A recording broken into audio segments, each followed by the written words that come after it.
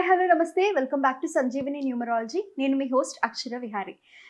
Destiny numbers గురించి ఈరోజు అనిల్ రాజ్ గారిని అడిగి తెలుసుకుందాం. Hello sir. హలో, ఎలా ఉన్నారు?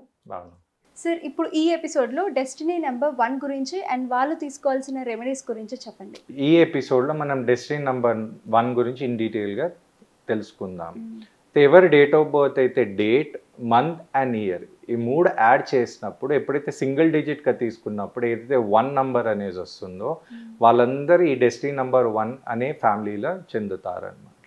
అయితే డెస్టినీ నెంబర్ 1 అనేది మీరు 1 అనేది చూస్తే ఇట్స్ అ రూలింగ్ నెంబర్ అనమాట. మొత్తం నవగ్రహాల ప్లానెట్స్లో ఇది లీడింగ్ అనమాట. అయితే 1ని మనం రీప్రజెంట్ చేసేది సన్ అంటే మనం బేసికల్లీ రవి అని అంటాము. The first positive number in numerology అనమాట. అయితే నంబర్ 1 అనేది ఫస్ట్ పాజిటివ్ నంబర్ కాబట్టి బేసికల్లీ ఇక తెలుగులో మనం దాన్ని తీసుకుంటే దైవగణంకి సంబంధించిన నంబర్. అయితే ఎవరు డెస్టినీ నంబర్ అయితే 1 వస్తుందో వాళ్ళకి 1 పవర్ అనేది ఉండడం వల్ల మనం ఏమంటామంటే సూర్యుని అంశంతో పుట్టిరు లేదా సూర్యుని ఆధిపత్యంలో పుట్టిరు అని చెప్పొచ్చు. కానీ ఏమంటామంటే అంతర్లో అంటాం.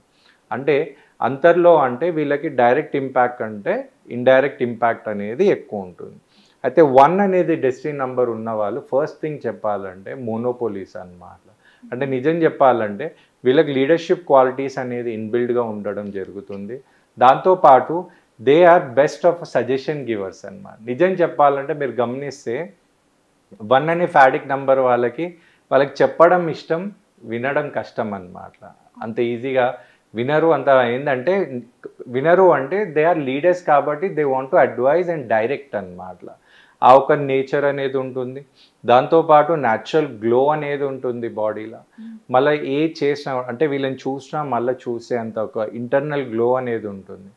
దాంతోపాటు స్ట్రేట్ ఫార్వర్డ్నెస్ ఉంటుంది. కొన్ని దగ్గర తెలుసో తెలియక ఏంటంటే వీళ్ళ ఫ్రెండ్సే కానీ రిలేషన్సే కానీ వీళ్ళ నేచర్ అది ఇన్బిల్డ్ ఉంటుంది. అయితే కొంతమంది ఏమనుకుంటారంటే నేను వీళ్ళతో ప్రయాణించే దాంట్లో నాకు కరెక్ట్ ప్రయారిటీ ఇస్తలేడు లేదా కొంచెం మమ్మల్ని డామినేట్ చేస్తుండు, ఆ ఫీలింగ్ అనేది కొంతమందికి వీళ్ళతో చేసే జర్నీలా వస్తుంది.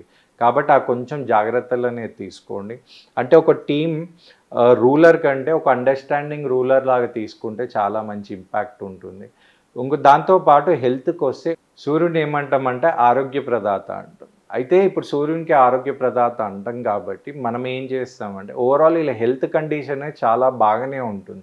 అంటే ఏం తిన్నా కూడా డైజెస్ట్ అయ్యే కెపాసిటీ ఉంటుంది. అట్లా అని జంక్ ఫుడ్ అట్లా అని కాకుండా అంటే వీళ్ళ కెపాసిటీ అనేది మంచిగా ఉంటుంది. కాబట్టి వీళ్ళ కొంచెం హెల్త్ వైజ్ ఓవరాల్ ఎలాంటి హెల్త్ ఇష్యూస్ వచ్చినా కూడా జల్దీ రికవర్ అయ్యే ఛాన్స్ ఉంటుంది.